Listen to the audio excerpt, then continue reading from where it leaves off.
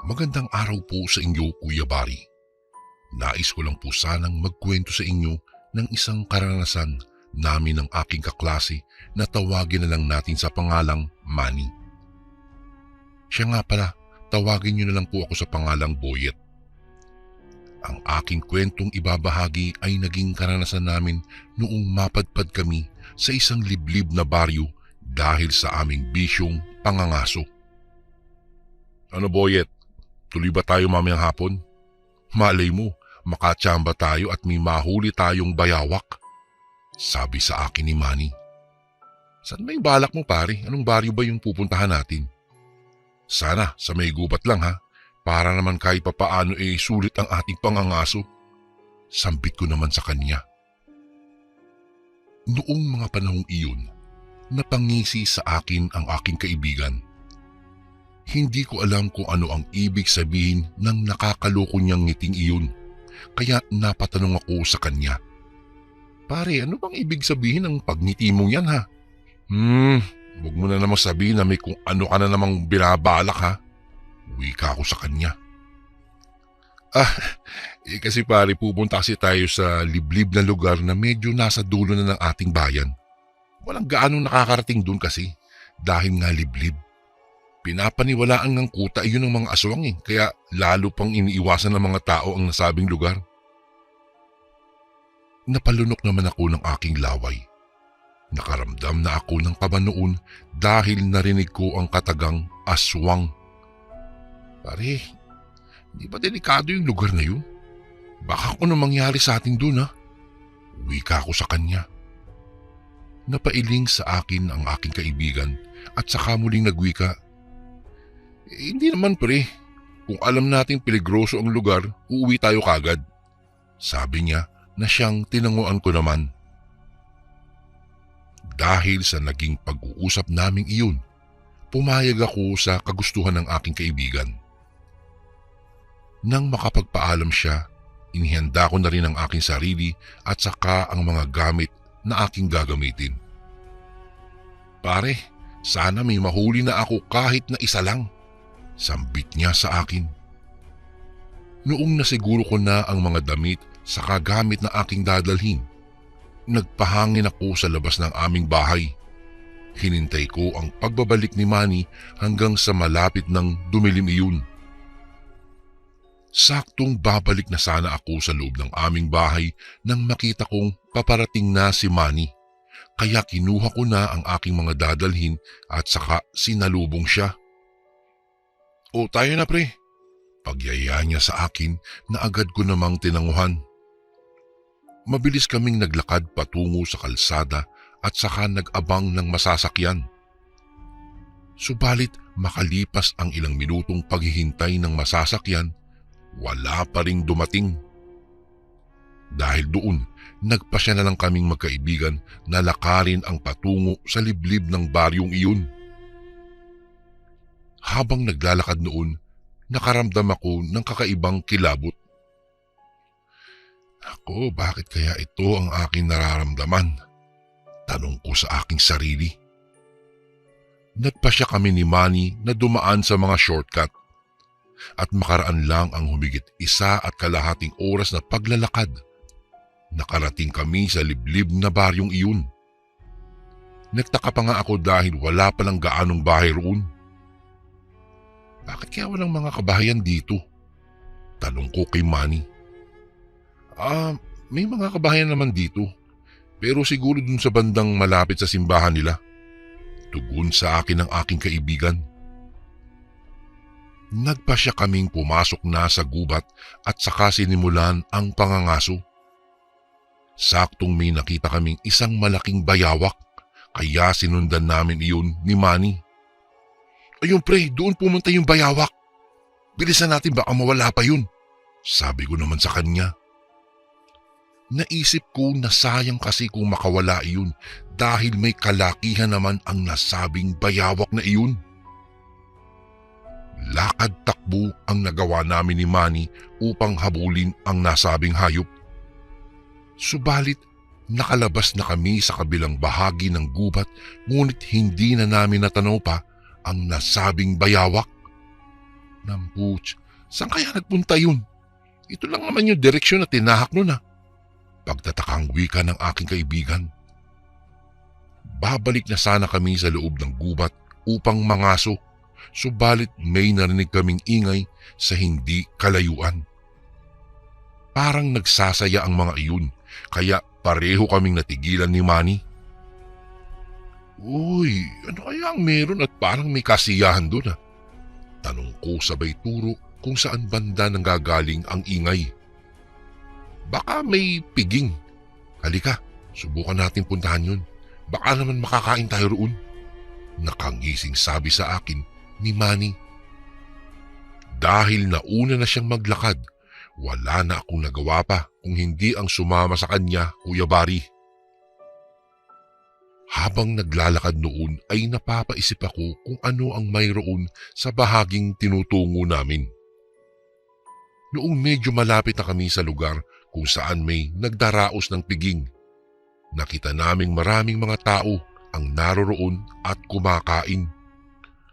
Nakita rin namin ang babae at lalaki na sumasayaw sa hindi ko malamang ritmo. Halika, lumapit pa tayo doon. Sambit ni Manny sa akin. Naglakad pa kami hanggang sa kita na namin ang mga taong naroroon. Aba, mukhang may kasalang nagaganap dyan ah. Bulalas ko sa kanya. Napangisi naman ang aking kaibigan nang wikain ko iyon. Nagsimula na siyang maglakad patungo sa mga taong abala sa pagsasaya. Dahil malapit nang dumilim iyon, Kuya Bari, yayayain ko na sana siyang umuwi, kaya naglakad din ako ng mabilis upang habulin siya at pagsabihan. Manny, umuwi na tayo. Patilim na ng patilim mo, tingnan mo yung paligid oh.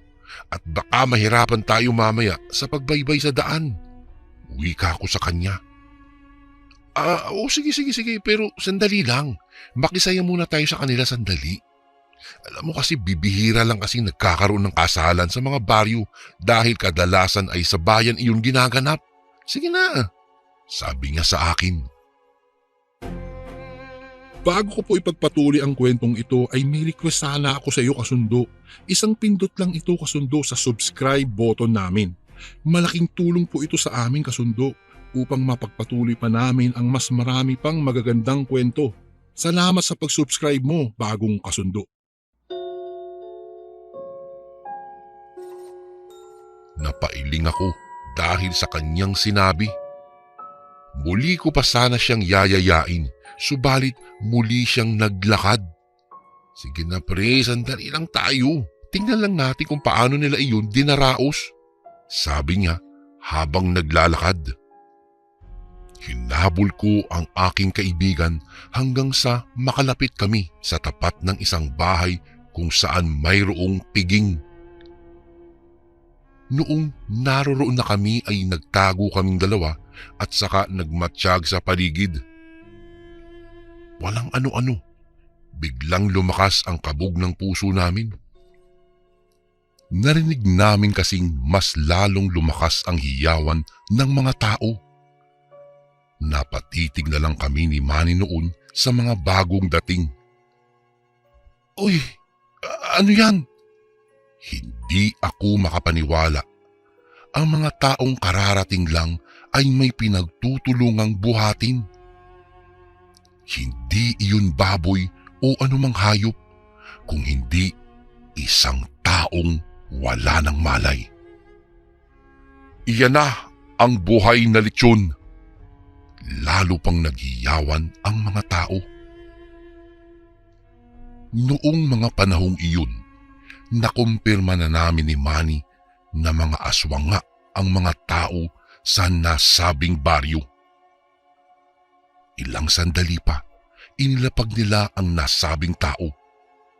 Mabilis na lumapit ang mga tao sa inilapag na katawan at sa hindi namin inaasahan, kanya-kanyang kurot ang mga iyon sa laman ng taong naagapos. Pare, tingnan mo. Anong ginagawa ng mga iyan? Pareho kaming naguguluhan ni Manny, subalit noong makita naming unti-unting nagbago ang anyo ng mga tao roon at tinubuan ng makakapal na balahibo. Doon namin napagtanto ang buong katotohanan. Nasa peligro tayo. Mga aswang ang mga iyan, Manny. Sabi ko sa kanya. Napatango siya sa akin, ngunit parang wala siyang balak na umalis. Nakapako lang ang kanyang paningin sa mga aswang na sarap sa taong kanilang nilalantakan. Manny, umalis na tayo rito bago tayo mahuli. Sabi ko na inilingan pa niya. Itinaboy pa niya ako at saka sinabi niyang ako na ang bahala sa aking sarili. Sa kadahilanang iyon, mabilis akong umalis sa lugar na iyon at saka hindi na ako lumingon pa kay Manny.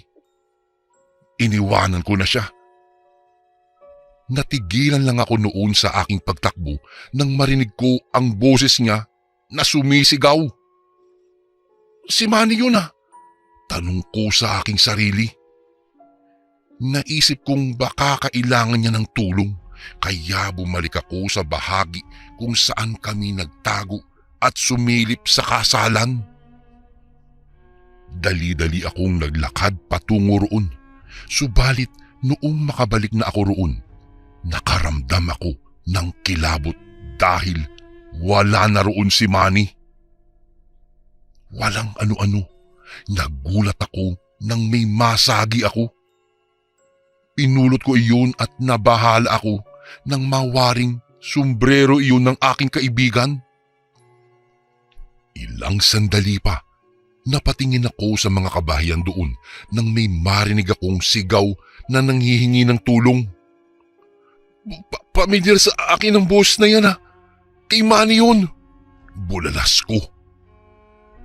Kahit na may pag-aalinlangan sa aking kalooban, naisip ko pa ring bumalik at iligtas ang aking kaibigan. Sa kadahilanang iyon, maingat akong naglakad patungo sa kung saan idinadaos ang kasalan. Habang humahakbang ay sumasabay rin ang pagtibok ng aking puso. Nang walang ano-ano, nakita ko ang mga tao na lumabas sa kani-kanilang kabahayan.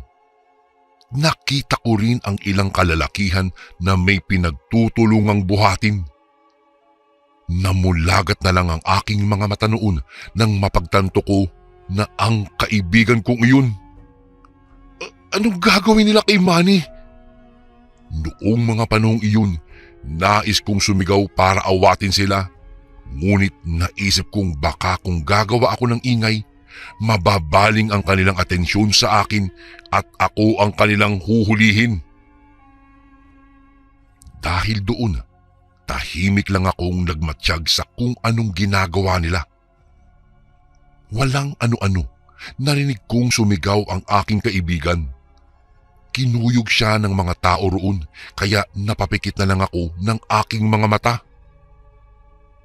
Ilang sandali pa, narinig ko na lang na umangil ang mga taong iyon. Nang muli ko silang tignan ay nag-iba na sila ng kanilang anyo.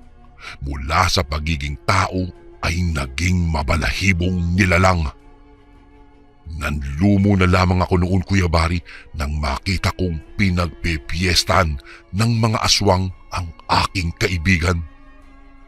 Dinig na dinig ko ang pagmamakaawa ni Manny, subalit wala na siyang nagawa pa. Umalis ako sa lugar na iyon na mabigat ang aking pakiramdam.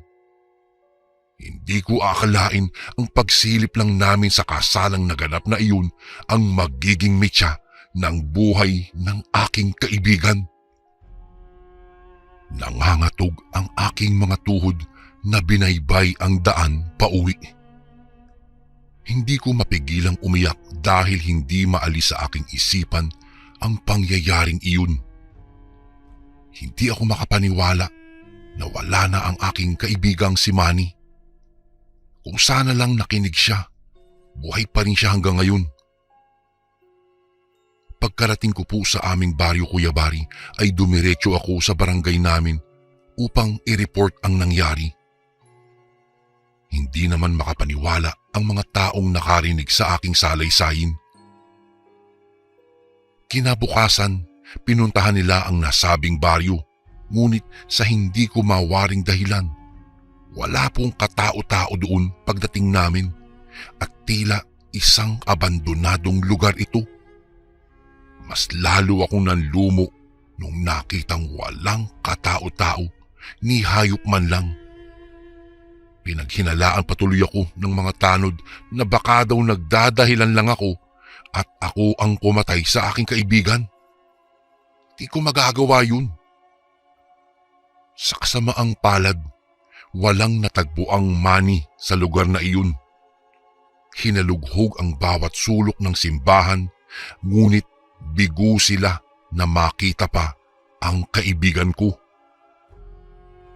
Magpasa hanggang ngayon po ay masakit pa rin sa akin ang pagkawala ng aking kaibigan, Kuya Barry. Manny, kung naririnig mo man ito, ay sana mapatawad mo ako dahil hindi kita naipagtanggol man lamang. Oo, inaamin kong naduwag ako noong mga oras na iyon. Mga kasundo, ito po ang masalimuot na pangyayari sa amin ng aking kaibigan. Karanasan na hindi ko po malilimutan dahil lang sa isang kasalan sa pugad ng mga aswang. Hanggang dito na lang po ang aking kwento. Maraming salamat po, Kuya Barry, kung sakaling mabasa niyo po ito sa inyong channel. Lubos na gumagalang, Boyet.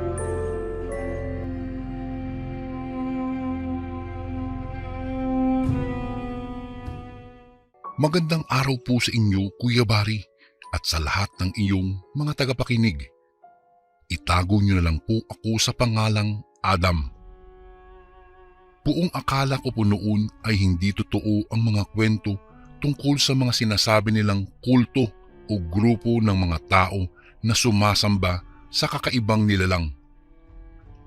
Pero nang ako na mismo ang makakita at makasaksi sa kanila gamit ang dalawa kong mga mata, ay roon pa lang po ako naniwala na totoo ngang talagang may mga naninirahan ding ganoon dito sa mundong ito. Ang tanging alam ko lamang po kasi, Kuya Barry, ay wala dapat tayong ibang sinasamba maliban sa Diyos na lumikha sa atin. Taong 1900 at 90. Binata pa po ako noong mga panahong iyon, Kuya Barry. Nakatira pa po kami noon sa probinsya ng Mindoro kasama ang aking mga magulang at mga kapatid. Kahit papaano ay maayos at matiwasay naman po ang naging pamumuhay namin. Bagamat hindi naman po kami gaanong nakakaangat sa buhay, ay masasabi ko pa ring masaya kami. Dahil sama-sama kaming pamilya at wala kaming iniindang anumang mga sakit o karamdaman. At iyon naman po talaga ang pinakamahalaga sa lahat, hindi ba? Dahil sabi nga po nila, masyadong mahal at mahirap ang magkasakit. Ang mga mamamayan po sa aming lugar ay nagkakaisa at nagkakasundo. Kapag mayroong problema ang isa ay tinutulungan at dinadamayan ng kanyang mga malalapit na kapitbahay. Maayos din po ang pamamalakad ng mga pinuno na namumuno sa amin, kung kaya't halos wala na yata kaming mahihiling pa. Sa katunayan, marami nga po ang humahanga sa mga kalapitbayan namin at naghahangad na lumipat na rin sa aming lugar dahil ito raw ang klase ng lugar na nais nilang pamuhayan. Dumating ang fiesta sa aming lugar at maraming mga tao ang dumalo at nagkaisa sa pagdiriwang. Naging masaya ang lahat sa araw na iyon, Kuya Barry, ngunit ang hindi namin alam ay ang kapalit pala ng kasiyahan na iyon ay isang pangyayaring hindi namin inaasahan. Matapos po kasi ang nangyaring fiesta sa aming lugar ay bigla na lamang may isang bata ang nagkaroon ng malalang sakit. Bagamat hindi naman po namin kaano-ano ang batang iyon, ay hindi pa rin maiwasang mabahala ng aming pamilya. Masyado naman po kasing nakapagtataka na bigla na lamang siyang nagkaganoon. Kahit kilala siya sa pagiging malusog na bata. Halos umabot din ng ilang araw ang sakit ng batang iyon, ngunit kahit dinala na siya ng kanyang pamilya sa iba't ibang klase ng manggagamot ay hindi pa rin iyon nawala. Pagsusuka at panghihina ang naging sanhi ng kamatayan ng nasabing batang iyon, Kuya Bari. Buong akala namin ay iyon na ang una at huling problema na darating, ngunit hindi pa po pala dahil patikim pa lamang pala iyon. Matapos kasing mailibing ang batang iyon ay naging sunod-sunod na rin ang hindi kapani-paniwalang pangyayari ang naganap sa lugar namin. Marami ang tinamaan ng hindi matukoy na sakit. Kaya naman po ang aming lugar na dati ay maayos, masigla, payapa at hinahangaan ng karamihan, ngayon ay kabaliktaran na. Noong unay iniisip na ng mga mamamayan na marahil ay mayroong dumapong pandemya. Kaya iyon ang naging rason kung bakit marami ang nagkakaroon ng sakit sa aming lugar. Kaya naman naging ilag ang mga tao sa isa't isa dahil sa takot na baka maging sila ay mahawa rin. Maging kami ng aming pamilya ay mas pinili na lamang ding manatili sa loob ng aming bahay noong mga panahong iyon, Kuya Bari. Tulad ng iba, syempre ayaw rin po namin kami ay mahawa rin sa sakit ng iba. Kaya kahit labag man sa aming loob ay wala kaming ibang pagpipilian dahil iyon ang makabubuti para sa lahat. Dumaan ang ilang linggo, ngunit wala pa ring naging pagbabago. Sa halip, mas lalo pa nga pong lumala ang sitwasyon. Dahil doon ay marami sa mga padre de pamilya ang hindi na nakakapagtrabaho sa takot nga po na mahawa sa sakit at madala pa iyon sa kanilang pamilya. Ngunit isang araw, nanawagan po ang kapitan ng aming barangay. Ayon sa kanya, hindi raw po ang pagtago ang tamang solusyon para sa problemang kinahaharap sa aming lugar. Sinabi niya rin po na ang bagong dating niyang anak galing sa ibang probinsya ay mayroon daw kakayahan na makapanggamot, kung kaya't hindi na namin kailangang mag-alala pa. Dahil sa tulong ng kanyang anak ay magagawa nitong lunasan ang sakit na kumakalat. Dahil nga po sa balitang iyon ng kapitan namin ay nagkaroon kami ng pag-asa. Lahat ng mga may sakit ay dinala sa nasabing anak ng kapitan upang ipagamot. Ngunit dahil na rin sa rami ng tinamaan, hindi sila kinayang gamutin lahat sa loob ng isang araw lamang. Sa unang araw pa lamang po ng nasabing panggagamot ay masasabi kong nabigla ako sa mga nangyari. Dahil matapos pumunta ng mga may sakit sa anak ng kapitan ay agad ding nawala ang kanilang mga iniindang karamdaman na para bang isang mahika na sa isang iglap lamang ay nagawa itong tanggalin. Ang mga kalalakihan na pumupunta sa kanya na hinang-hina at halos hindi na makatayo pa, sa isang saglit lamang ay muling bumabalik ang kanilang sigla. Hindi naman po sa hinuhusgahan ko ang paraan ng panggagamot na ginawa ng anak ng kapitan. Dahil po sa totoo lang ay malaking tulong nga po iyon dahil kahit papaano ay nabawasan ang pangamba ng mga tao sa aming lugar.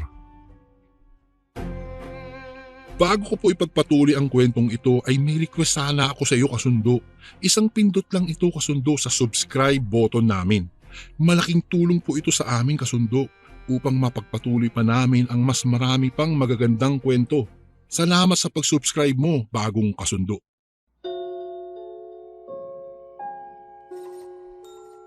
Kaya lang po, Kuya Bari, hindi ko maintindihan kung paano niya nagawang pagalingin ang mga may sakit. Gayon ang alam ko po ay wala naman ni isa sa mga anak ng aming kapitan ang nakapag-aral sa kursong medisina o kahit anumang kurso na patungkol sa panggagamot. Hindi ko tuloy maiwasang magtaka at makapag-isip ng kung ano-ano. Pakiramdam ko po kasi ay parang may mali sa kanyang ginagawa. Makalipas nga po ang 3 araw ng kanyang naging panggagamot ay gumaling na lahat ng dinapuan ng sakit sa aming lugar. Yun nga lang, parang may napansin akong kaunting pagbabago sa kanila. Marahil nga po ay oo, napagaling sila. Subalit parang hindi na sila katulad ng dati. Sa tuwing susubukan po kasi namin kausapin ang kapitbahay namin na isa sa dinapuan ng sakit at napagaling ng anak ng aming kapitan, ay masyado na siyang tipid kung makipag-usap. Hindi katulad ng dati na masyadong madaldal. Ngayon po ay parang naging ilag na siya at hindi lamang sa amin maging sa iba na rin. At ganoon din po ang napansin ko sa karamihan. Noong una iniisip ko na lamang po na baka mayroon lamang silang problema. Ngunit hindi pala iyon ang tunay na rason. Isang hating gabi, nagising ako mula sa mahimbing na pagkakatulog, Kuya Bari. Bigla po kasi akong nakaramdam ng tawag ng kalikasan kung kaya't nagambala tuloy ang masarap kong tulog. Dahil nga po nasa labas ang aming banyo ay kinailangan ko pang lumabas noon. Isang malamig na hangin ang sumalubong sa akin paglabas ko. Nang akmang maglalakad na po ako patungo sa aming banyo ay napahinto ako bigla nang mahagip ng aking paningin mula sa hindi kalayuan ng aming bahay ang tila isang grupo ng mga tao na parabang nagsasayawan. Agad naman akong nagtaka at napaisip kung talaga bang tama ang nakikita ko na nagsasayawan sila gayong 10 oras na ng gabi. Upang makasiguro ay lumapit po ako sa kanila. Lumabas ako ng bahay. Nagtago ako sa isang malaking puno malapit sa kanilang pwesto upang hindi nila ako makita. Doon ko pinagmasdan at pinakinggan ng mabuti ang kanilang ginagawa at mga inuusal na salitang hindi ko naman talaga maintindihan. Mga ilang minuto na rin akong namalagi roon habang nakikiusyoso. Doon ko po napagtanto, Kuya Bari, na hindi pala sila nagsasayawan kung hindi isang ritual ang kanilang ginagawa.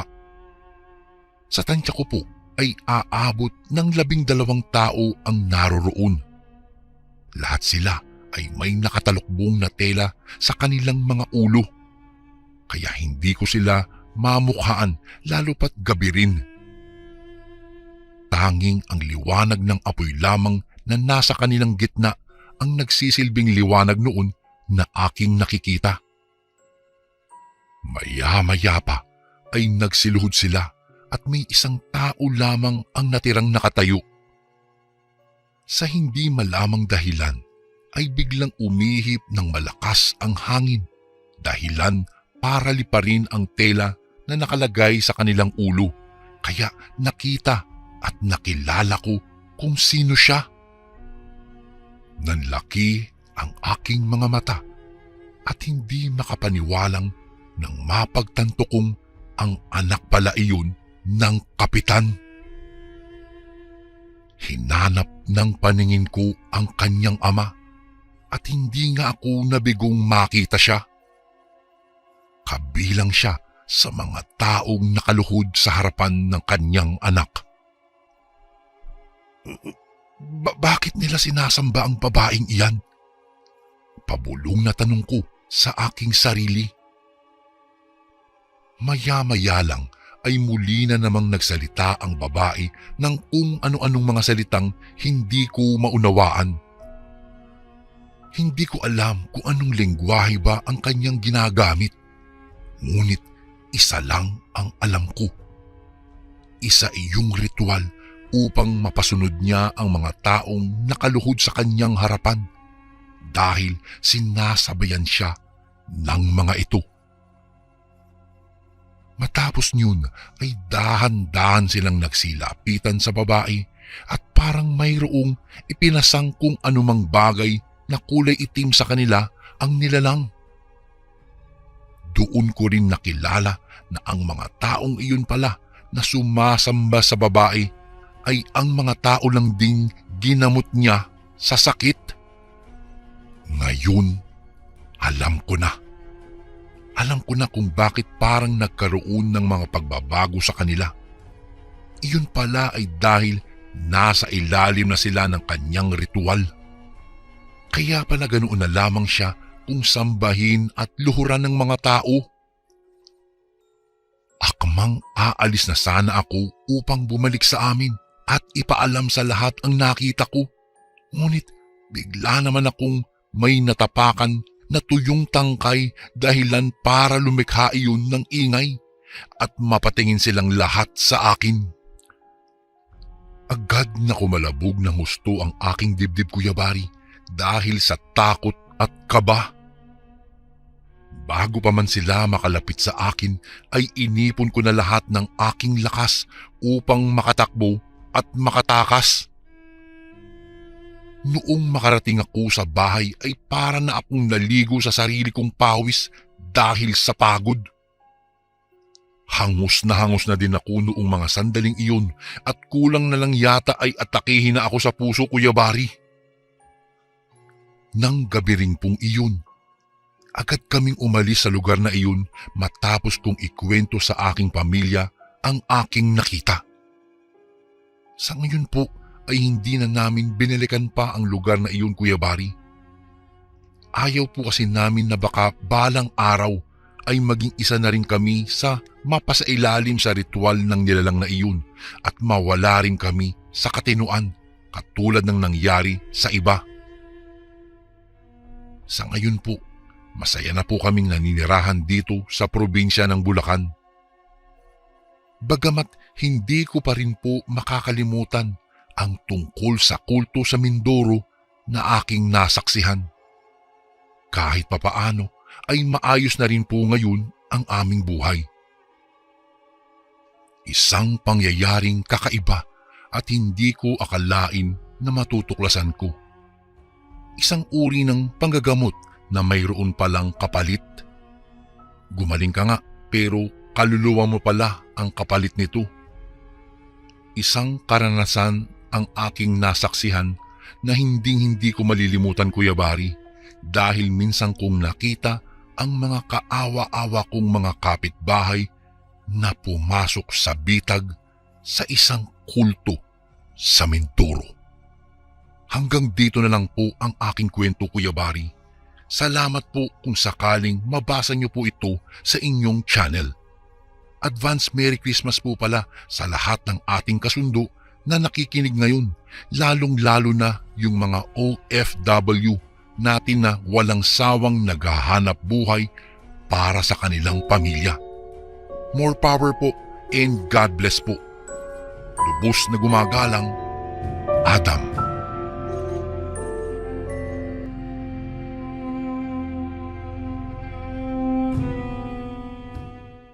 Magandang araw po sa lahat ng mga tagapakinig. Ako nga pala si Pido, isang tricycle driver. Ang kwentong ibabahagi ko po sa inyo ngayon ay tungkol sa isang karanasang hindi ko po malilimutan. Halos isang dekada na po akong namamasada dito sa aming probinsya ng Kamsur. Biyaheng Naga patungo sa mga kalapit lungsod po ang aking rota. O mahal, mabuti naman nandito ka na. Ginabi ka na. Kanina ka pa namin hinihintay ng mga anak mo. Bungad sa akin ng aking asawang si Melinda nang makauwi ako sa bahay galing sa pamamasada. Ay, naku mahal, pasensya na kayo. Medyo matumal kasi ang kita ko ngayon eh. Kaya naghintay pa ako ng mga ilang oras. Nagbabaka sakaling may makuha pa akong pasahero para madagdagan din yung kita ko kahit papano. Uwi ka ako sa kanya. O siya, sige. Magpalit ka na ng damit at kakain na tayo ng hapunan. Dahil po sa hirap ng buhay ay kinailangan kong magdoble kayod, Kuya Bari. Kulang na kulang pa kasi para sa aming pamilya ang kinikita ko sa loob ng isang araw na pamamasada. Kaya naman po upang matustusan ang aming mga pangangailangan at mabayaran ang aming mga utang, ay maging sa gabi ay namamasada na rin po ako. Sayang naman po kasi ang kikitain ko. 5:00 pa lamang ng umaga ay nakaabang na po ako sa sentro upang maghanap ng mga pasahero na maagang namamalengke. Pagkatapos niyan ay tuloy-tuloy na ang magiging biyahe ko hanggang hating gabi. Mga bandang 12:30 na rin po ako nakakauwi kung kaya't hindi ko na naaabutan pang gising ang aking mag-iina. Diretso tulog na lamang din ang ginagawa ko dahil sa aking kapaguran. Kadalasan ay napapabayaan ko na rin po ang aking pamilya dahil masyado akong abala sa aking pamamasada. Hindi ko alam na sa kagustuhan kong kumita ng malaking pera ay nalalayo na pala ang loob ko sa kanila.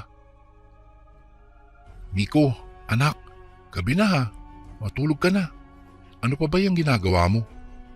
Tanong ko sa panganay ko nang minsang maabutan ko siyang gising pa kahit hating gabi na. Abala siya sa kanyang pagsusulat at kalat-kalat din ang mga gamit niya sa mesa. Tay, tatapusin ko lang po itong proyekto namin. Kailangan ko po kasi itong ipasa bukas eh. Matutulog na rin po ako maya-maya. Sagot nito na hindi man lang ako nilingon. Ganun ba? At tungkol saan ba yan? Gusto mo bang tulungan kita para mabilis kang matapos? Ay, hindi na po. Bukas ko na po ito itutuloy. Magpapatulong po ako kay mama. Tulog na po ako. Dire-diretsong sambit niya, sabay ligpit ng kanyang mga gamit at pumasok na sa kanyang kwarto. Wala akong ibang nagawa kung hindi ang mapabuntong hininga na lamang, Kuya Bari. Ramdam ko naman kasi na nagtatampo na sa akin ang mga anak ko dahil parati akong wala sa bahay. Aalis akong tulog pa sila at darating ako na tulog na rin sila. Kinaumagahan ay muli akong umalis ng maaga sa bahay upang mamasada. Maayos naman ang naging biyahe ko hanggang sa sumapit ang tanghali at biglang napatawag sa akin ang asawa kong si Melinda. Pido, umuwi ka. Inaapoy ng lagnat si Miko. Nandito kami ngayon sa ospital. Dahil sa may pasahero ako noong mga sandaling iyon, ay sinabi ko na lamang sa asawa ko na siya na muna ang bahala sa anak namin, Kuya Bari. Isa pa, kailangan ko pa pong kumayod para may pangbayad kami sa ospital. Sumapit ang gabi. Habang nasa kalagitnaan ako ng pamamasada ko sa madilim na iskinita pa uwi, ay bigla na lamang nagsitayuan ang mga balahibo ko nang may makita akong isang batang nakatalikod sa gitna ng daan. Automatiko ako napatapak sa preno upang hindi siya mabangga dahil hindi siya umalis sa gitna ng kalsada. Maya-maya pa ay dahan-dahang lumingon sa akin ang batang iyon at halos lumuwa na ang puso ko sa kaba nang makita ko ang batang iyon. Miko? Anak? Anong ginagawa mo rito? Gulat at kabadong tanong ko, ngunit hindi siya sumagot. Hindi ko maintindihan ang sarili ko noong mga sandaling iyon, pero iba ang kabog ng dibdib ko, Kuya Bari. Ilang sandali pa ang lumipas ay bigla kong naalala ang pagtawag sa akin ni Melinda na sinabing nasa ospital daw ang anak naming si Miko. Sa puntong iyon ay napagtanto ko na ang batang kaharap ko noon ay hindi ang tunay na Miko na anak ko, kung hindi isa lamang doppelganger. At ayon sa sabi-sabi ng matatanda, masamang pangitain daw ang ganoon dahil kapag nakakita ka daw ng doppelganger na isang tao, ibig sabihin ay mamamatay raw ang taong iyon.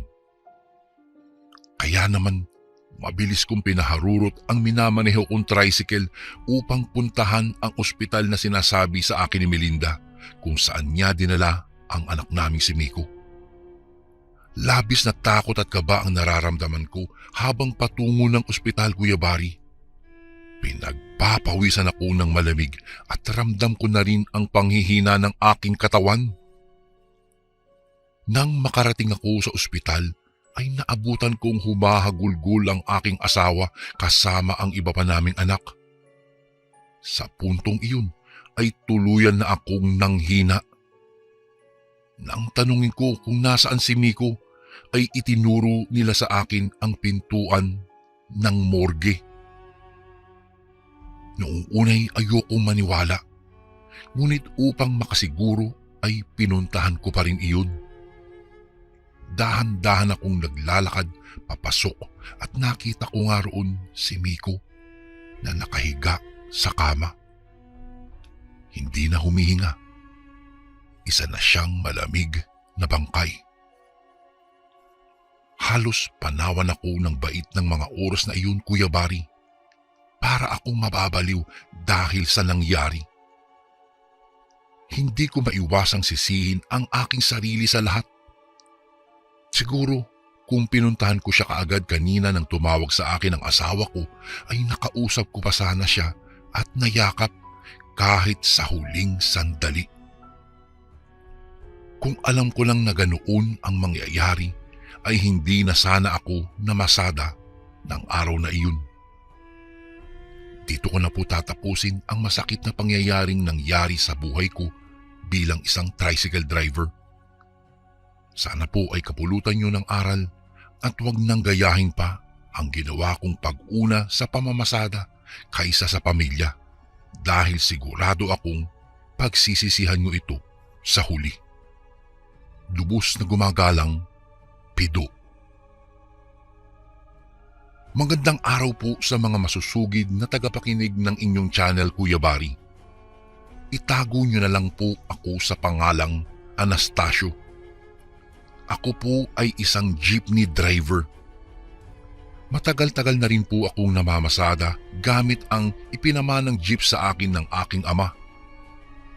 Simula po kasi nang ma-stroke siya ay hindi na niya nagawa pang makapagmaneho, kung kaya't ako na lamang ang nagpatuloy ng kanyang sinimulan. Dahil matatanda na rin po ang aking mga magulang, ay tanging ako na lamang ang naghahanap buhay para sa kanila. Isa rin iyon sa dahilan kung bakit sa edad kong 29 ay single pa rin ako hanggang ngayon. Madalas nga akong inaasar ng mga kapwa ko jeepney driver na baka raw bakla ako dahil malapit nang mawala ang edad ko sa kalendaryo, ngunit kahit nobya ay wala pa rin ako.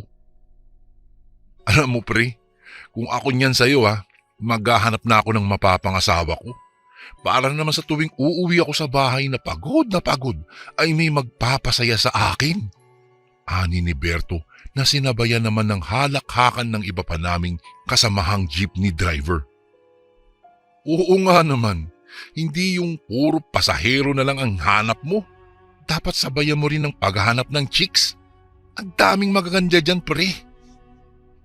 Nakakahiyaman sabihin, Kuya Bari, ngunit aaminin kong may pagkabastos din ako kung minsan.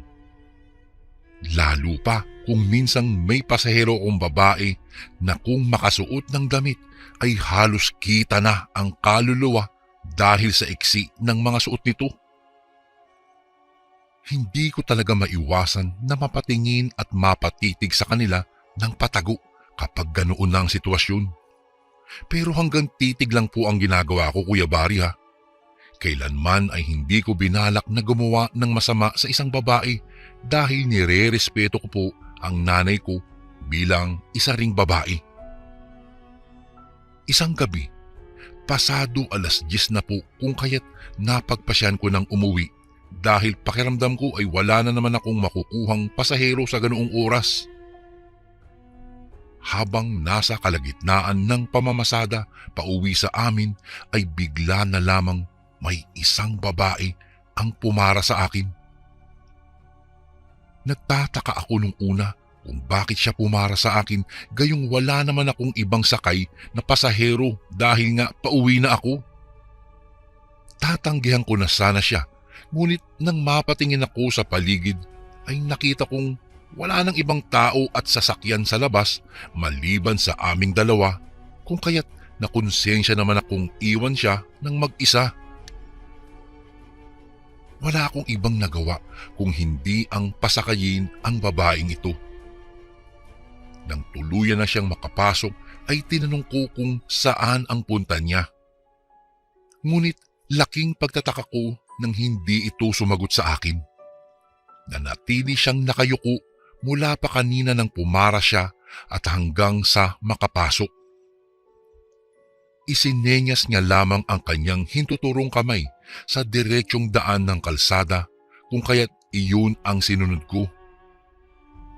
Marahil ay mahiyain ang babae kaya hindi siya nagsasalita at parating nakayuko.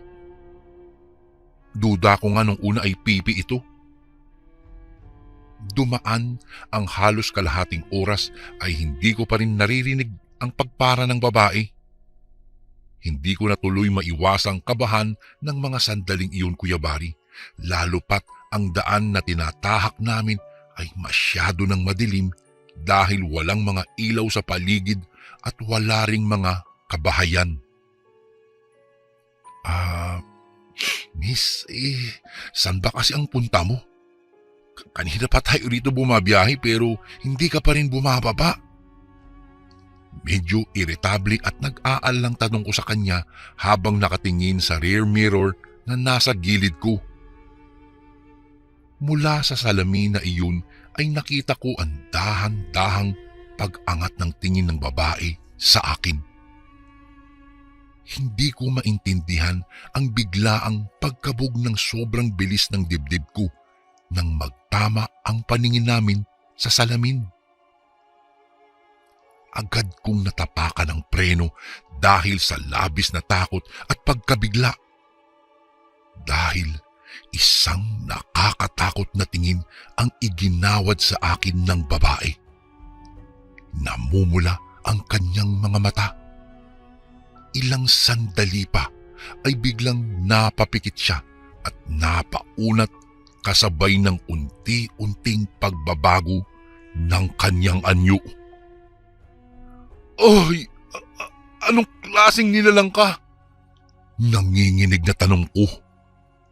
Kulang na lamang ay maihina ako sa pantalon ko nang makita ko ang paghiwalay ng katawan ng babae mula sa kanyang baywang at pagtubo ng kanyang mga pakpak. Noong akmang lalapitan niya ako ay mabilis akong bumaba ng jeep at tumakbo ng tumakbo upang hindi ako maabutan. Kahit alam kong liblib na ang lugar na iyon ay sumigaw pa rin ako ng sumigaw sa pagbabaka sakaling may makatulong sa akin. Tulong! Tulong! Parang awa niyo na! Tulungan niyo ako! Nang mga sandaling iyon, Kuya Bari, ay inakala ko na hindi na ako makakaligtas pa dahil muntikan na akong maabutan ng babaeng iyon na hindi ko akalain na isa palang manananggal. Mabuti na lamang po talaga at mabilis akong tumakbo at sa hindi kalayuan ay may nakita rin akong mga kabahayan at doon ay nakahingi ako ng tulong. Sabi sa akin ng mga nakatira doon ay gabi-gabi raw talagang umaatake at nang bibiktima ang manananggal na iyon. Kaya dapat daw ay kung sakaling babiyahe ulit ako sa lugar nila ay hindi na ako magpapaabot pa ng gabi upang hindi ko na muling makasalamuha ang babaeng iyon. Simula noon ay hindi na muli akong pumunta sa lugar na iyon, Kuya Bari. Hindi na rin po ako tumanggap pa ng pasahero kapag gabi na lalo na kapag nag-iisa lamang ito. Dahil mahirap na at baka hindi na pala tao ang maisakay ko. Dito ko na po tatapusin ang aking kwento. Salamat po sa pagbibigay ng inyong oras upang ito ay mabasa. Lubos na gumagalang, Anastasio. Bago ko po ipagpatuloy ang kwentong ito ay may request sana ako sa iyo kasundo. Isang pindot lang ito kasundo sa subscribe button namin. Malaking tulong po ito sa amin kasundo upang mapagpatuloy pa namin ang mas marami pang magagandang kwento. Salamat sa pag-subscribe mo, bagong kasundo.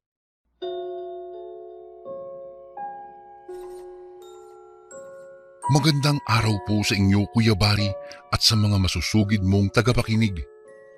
Itago niyo na lang po ako sa pangalang Tupi, isang FX driver dito sa aming lugar.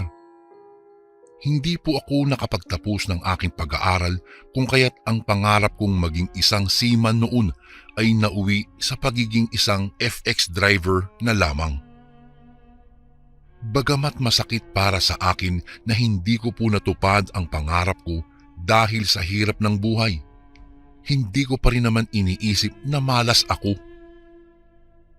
Kung tutuusin ay masaya naman po ako sa pagiging FX driver dahil dito ko nakilala ang babaeng matagal nang hinahanap ng puso ko. Itago na lang po natin siya sa pangalang Becca.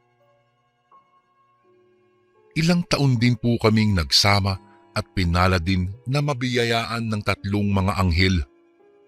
Kaya naman dahil doon ay mas lalo pa po akong nagpursigi sa paghahanap buhay upang maibigay ko sa kanila ang mga pangangailangan nila araw-araw.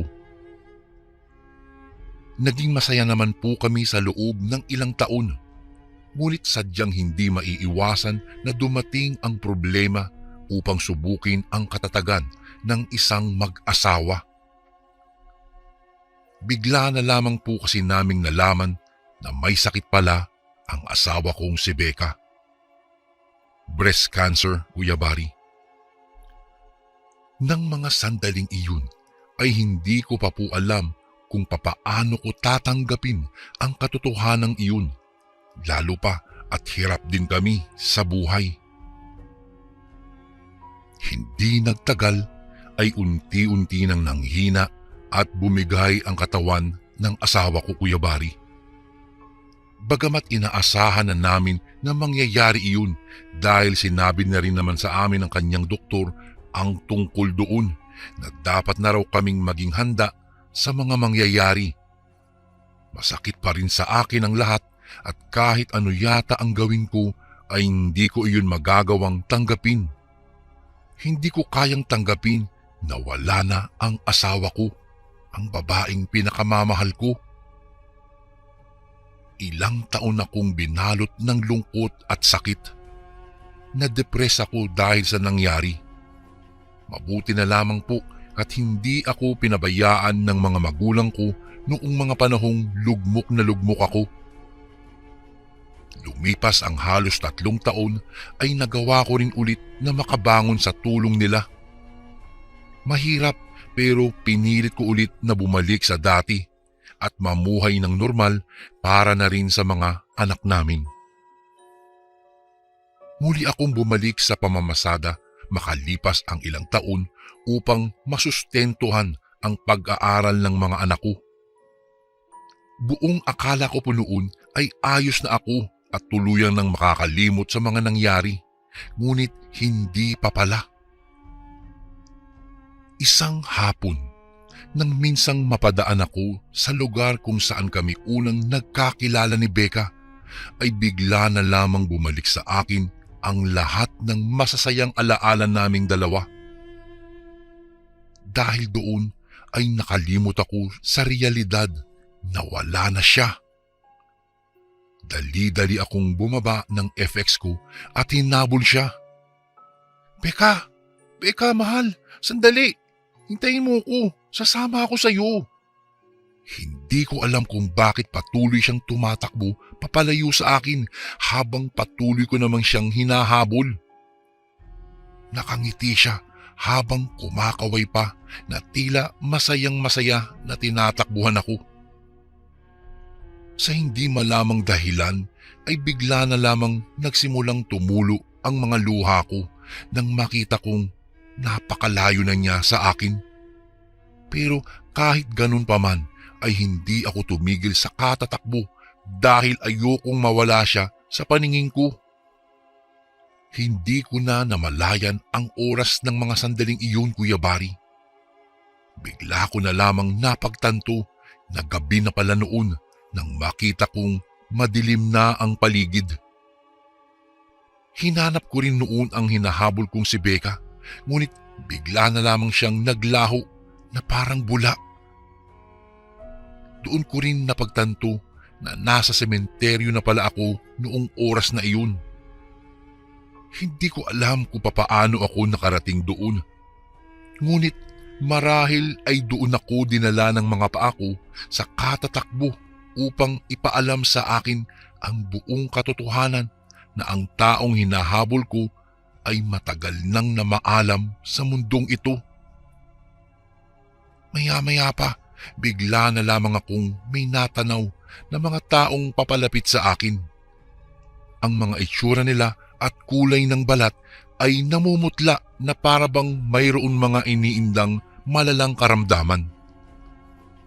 Napatingin ako sa kanila mula ulo hanggang paa at nakita ko na hindi nakatapak sa lupa ang mga paa nila.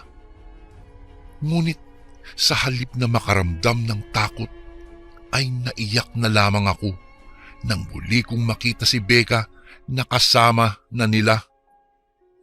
Nakangiti siya sa akin, ngunit kita ko mula roon ang lungkot na nararamdaman niya.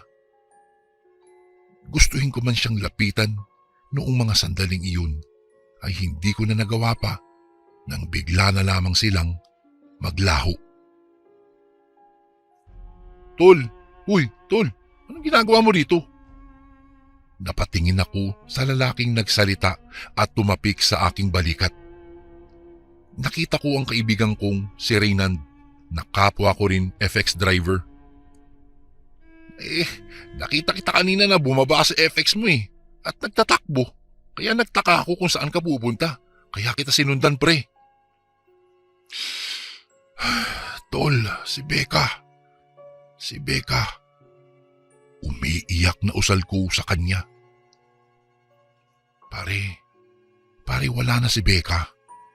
Maigit 3 taon nang patay ang asawa mo. Pare, tanggapin mo na yun. Hala na, halika na, umuwi na tayo. Siguradong hinihintay ka na ng mga anak mo. Tara na, pre. Inakay na ako pauwi ni Reynand ng mga oras na iyon, Kuya Bari. Bagamat hanggang ngayon ay masakit pa rin sa akin ang pagkawala ng asawa ko, ay natutunan ko na ring tanggapin iyon kahit papaano. Alam ko kasing hindi rin niya ikatutuwa na makita akong nagdurusa pa rin hanggang ngayon dahil sa pagkawala niya. Hanggang dito na lang po ang aking kwento, Kuya Bari. Maraming salamat po sa paglalaan ng oras upang ito ay mailahad nyo sa inyong mga tagapakinig. More power po sa Ang Sundo Horror Stories. Lubos na gumagalang, Tope. And again, maraming salamat po mga kasundo. Don't forget to subscribe and i-click nyo lang po yung bell na button para updated po kayo sa mga upcoming videos namin na paparating. Maraming salamat po ulit. God bless and ingat po lagi dyan. Ito po si Kuya Bari at ako ang Sundo.